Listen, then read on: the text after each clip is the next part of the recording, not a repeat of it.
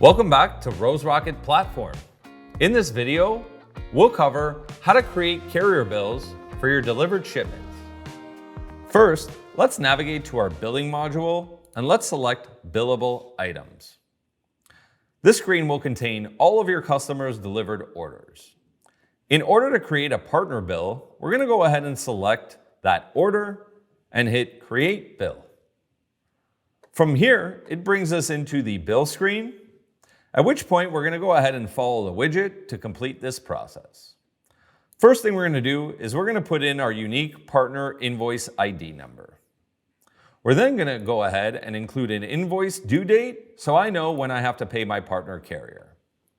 You can also choose to upload a file at this point, something such as your partner's invoice. And lastly, we're going to add any bill items that we haven't added to this point. Once done, we're going to go ahead and hit Save.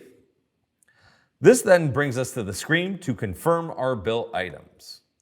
If we wanted a preview of this partner bill, we can click here.